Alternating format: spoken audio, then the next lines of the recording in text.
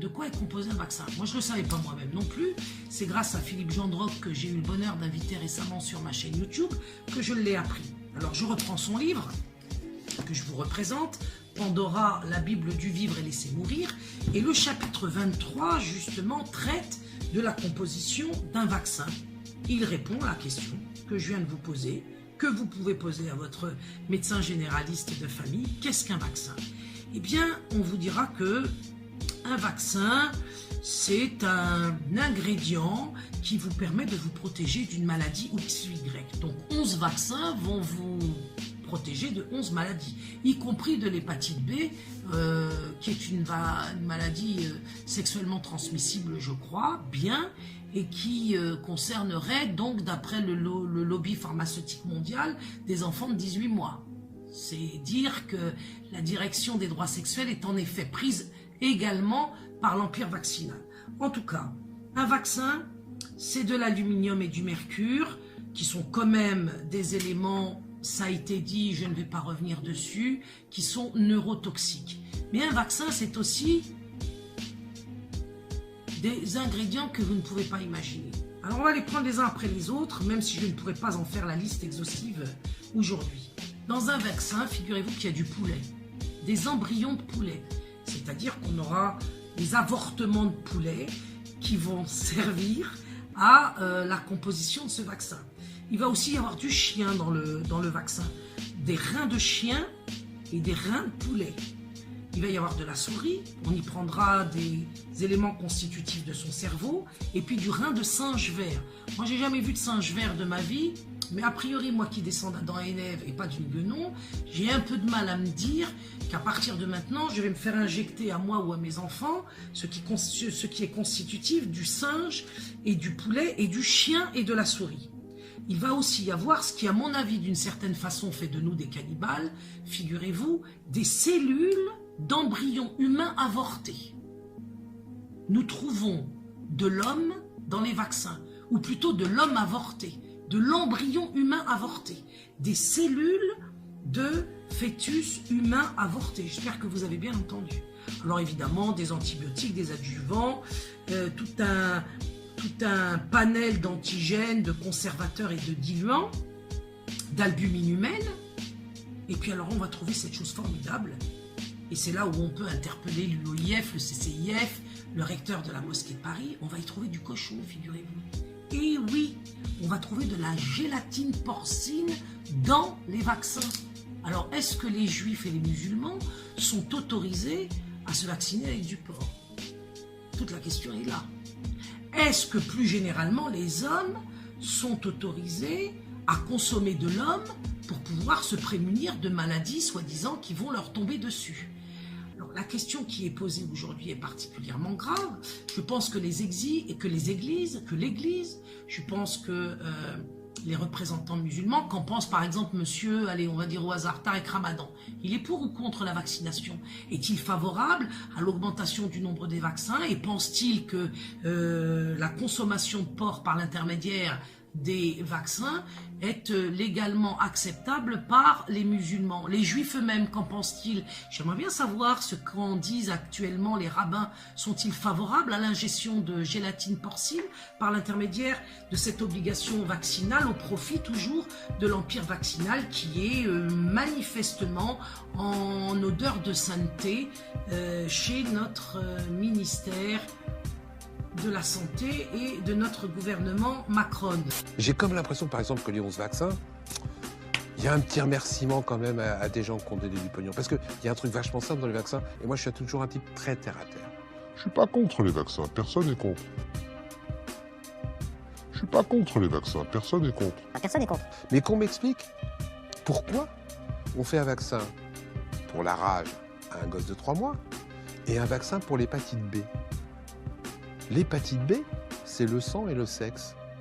À 3 mois, vous pensez vraiment que sexuellement, un gosse de 3 mois, il a besoin d'un vaccin pour l'hépatite B? Eh bien, on vous le fait quand même. Mais c'est vachement génial de le faire à 3 mois. Parce que ça veut dire qu'à 11 ans, on va faire des rappels. Gling, gling. À la tête de la plus puissante fondation de l'histoire, le milliardaire est aujourd'hui influent comme un chef d'État, capable d'imposer ses choix de développement à des pays et même à des continents entiers. sans aucun contre-pouvoir. Mais aujourd'hui, la Fondation Gates pense avoir trouvé la solution. Avec ses milliards de dollars, elle a convaincu un laboratoire pharmaceutique américain de mettre au point Ce vaccin, parfaitement adapté aux enfants des pays en voie de développement. Bill et Melinda Gates ont décidé de faire don de leur fortune, mais pour l'instant, ils ne dépensent que les intérêts et les dividendes de celle-ci. la Fondation Gates a mis en place un système digne des meilleures entreprises de Wall Street. Les 67 milliards de la Fondation ne sont pas dépensés. Ils sont confiés à un fonds d'investissement qui les fait travailler dans des centaines de sociétés pour générer encore plus d'argent. Seuls les intérêts sont dépensés pour financer les actions de la Fondation. Le capital, lui, ne bouge pas. Les responsables, ils ont un nom. Quand on parle de cinéma, on cite le nom des acteurs. Je ne comprends pas pourquoi en économie, on cite jamais le nom des hommes les plus riches du monde, de Carlos Slim élu, Bill Gates, Warren Buffett, Bernard Arnault. Les gens ne savent pas que quand ils vont chez Sephora, ils vont chez Bernard Arnault. Et quand ils achètent un produit Christian Dior chez Sephora, ils donnent 2 fois à Bernard Arnault. Ça ne devrait pas s'appeler Sephora, ça devrait s'appeler chez Bernard. Comme ça, les gens, ils sauraient. Oui, ne citez pas trop de marques. Parlez plutôt de Bernard. Les marques, non. Tant que vous ne dites pas commettez pas de diffamation, bien entendu, en ce qui concerne. C'est pas de la diffamation, c'est à lui. Non, je disais, bien Et à chaque fois qu'on y va, on lui donne à lui. Donc c'est bien de le savoir quand même. Je trouve que sur les produits, comme sur les produits alimentaires, il y a la composition du produit, la nourriture qu'il y a dedans. Je trouve que sur les produits qu'on achète, il devrait y avoir la composition de la marge. Ça, on sait qu'on donne un petit peu à Bernard Arnault, un petit peu à Bill Gates, très très peu au fabricant chinois qui a fabriqué par exemple l'iPhone. Mais au moins, on y va en toute connaissance de cause. Et puis ça peut faire plaisir. On se dit, ah bah c'est bien, tiens, je vais donner un petit peu d'argent à Bernard Arnault, qui est 4e sur 6,5 milliards et qui en a peut-être besoin. Pour qu'il passe 3e, on fait des concours. Mais là, ça pose une bonne question qui est celle de l'origine des profits, qui est aussi celle que vous posez, Paul Jorion, qui est, est-ce qu'il n'y a pas des profits qui sont au fond illégitimes? Par exemple, ceux des banques qui possèdent la signature de l'État et qui, avec, prennent des risques. Ça, c'est une source de profit illégitime, qui devrait être régulée, qui devrait être taxée, etc. Mais plus généralement, il y a la question de la compétition, de la concurrence entre entreprises. Et c'est vrai que dans le top 10 du CAC 40, vous avez Total, là aussi flambée des prix du pétrole, l'entreprise fait les profits de très très loin les plus massifs du CAC 40. Vous avez des grosses banques, vous avez... Vous savez qu'il en a un petit bout de Total, donc quand on va à la pompe chez Total, on donne un petit peu à Bill Gates aussi. Vous avez France Télécom, bref... beaucoup à Bill Gates, c'est qu'il a donné 95% de sa fortune quand même. Mais non, mais quand il sera mort, quand il sera mort seulement. Non, je sais qu'il ne faut pas souhaiter la mort des gens. Vous souhaitez qu'il meure, vous avez raison. Il dit qu'il donnerait tout à sa mort, comme Warren Buffett. Il va tout donner. Là, il a donné 28 milliards à sa propre fondation et il le réinvestit encore. Pour l'instant, il ne les a pas donnés. Il se les a donnés à lui-même, à sa fondation. Est-ce que je peux juste corriger ce que vous dites, si vous m'autorisez ou pas? Warren Buffett n'a rien donné pour l'instant. Warren Buffett n'a rien donné. Aujourd'hui, il a acheté encore un truc de lubrifiant. Bill Gates. Warren Buffett n'a rien donné encore. Pas facile d'en placer une, mais vous avez un... Moi, je comprends que vous soyez actrice parce que vous avez la pêche. Bill Gates, vous me laissez juste vous expliquer ce que fait Bill Gates. Qu'ils deviennent pauvres de leur vivant, mince. Voilà. Bill Gates s'est engagé à donner 95% de sa fortune avant sa mort. Et pas à sa mort. On attend. D'accord. Bon. Est-ce qu'il est moins condamnable? C'est intéressant pour vous pour comprendre. Est-ce qu'il est moins condamnable que Bernard Arnault qui n'a rien donné du tout? Eh ben non, il est plus condamnable. Parce que lui, il profite des bienfaits de la charité. Il profite des bienfaits de la charité. Tout en ne donnant rien pour l'instant. Bah oui, on le trouve tous vachement sympa de tout il nous donner. Rien donné. Il a sa propre fondation, il a défiscalisé. Mais non, mais sa fondation, elle agit, elle est en Afrique. Elle ne me dit pas qu'il a rien fait. Bon, arrêtons le débat sur Bill Gates par ailleurs et revenons au débat qui a été relancé. Vous savez bien que c'est vrai, il a donné à sa propre fondation, il s'est donné à lui-même. Mais pas à lui-même, il donne. La fondation donne. Qu'est-ce qu'elle fait cette fondation? Elle réinvestit, elle investit, elle achète des actions totales aussi. Oh là là là là. Bon. Après, c'est très gentil d'investir contre les maladies. C'est très gentil d'investir contre les maladies. First, we've got population. The world today has 6.8 billion people. That's headed up to about 9 billion. Now, if we do a really great job on new vaccines, healthcare, reproductive health services, we could lower that by perhaps 10 or 15%. Bah voilà, moi j'ai une petite fille autiste qui est suivie par une équipe suisse et qui m'aide à la sortir de son spectre autistique parce que j'ai appris plein de choses. Ça abîme les cellules digestives, ça monte dans les neurones. J'apprends par la même occasion que ça aide les Alzheimer, les Parkinson, enfin je découvre plein de choses. Eh ben, j'ai découvert quelque chose. Alors peut-être que vous n'êtes même pas au courant parce que le biologiste m'a fait une confidence sachant que je travaillais à l'hôpital. Ben, ça mérite d'être dit en public. J'ai appelé une fois le laboratoire qui avait techniqué des résultats pour ma fille et je lui ai demandé pourquoi les porphyrines, donc la détection des métaux lourds en prise de sang, était interdit pour une petite fille en bas âge. Et il était gêné de me répondre. Et il m'a dit, je vais vous faire une confidence puisque vous êtes du métier. C'est que l'AFSAP l'a fait retirer en 92 pour que des mamans comme vous ne puissent pas porter plainte. What the fuck? Donc cet examen, il est fait que pour les jeunes à partir de 16 ans. Mais pour les petits, ce ne sera jamais dosé. C'est-à-dire les métaux lourds de ma fille ne seront pas dosés en France. Donc si je veux faire un procès, j'ai pas de chiffres français. Voilà, c'était juste pour vous dire, vous demander si vous étiez au courant et pour informer les autres.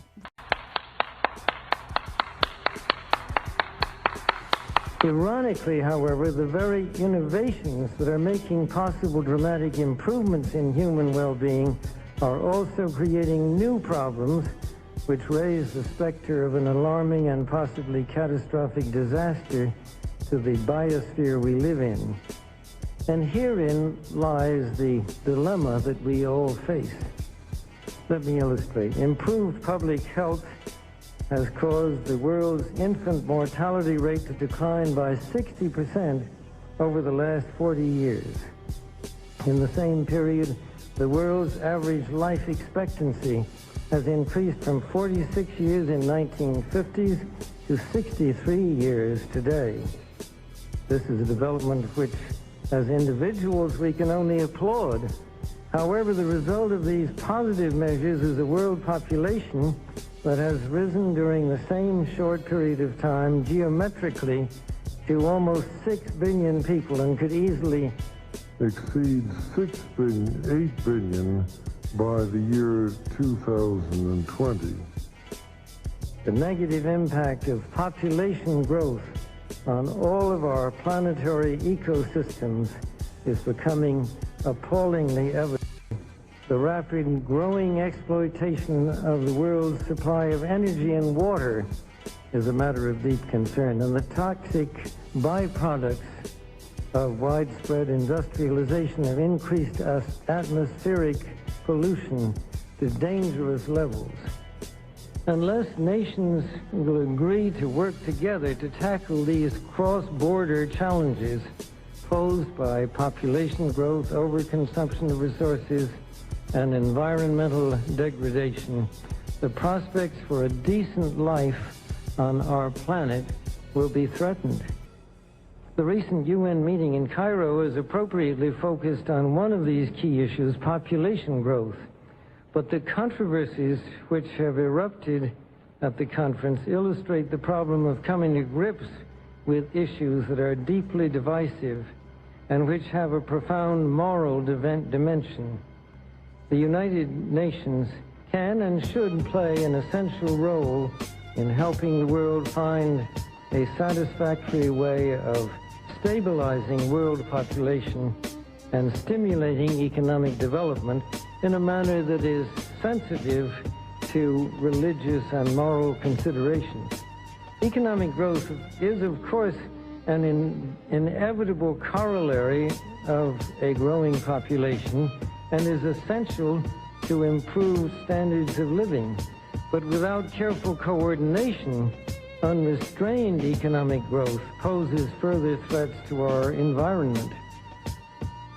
This was a major subject of discussion at the conference in Rio de Janeiro on the environment 2 years ago. The focus then was on sustainable growth and global development. It was pointed out at the conference that growth is most efficiently managed by the private sector, but regulation of the process by national governments and international bodies is also needed, and once again, the United Nations should certainly be among the catalysts and coordinators of this process.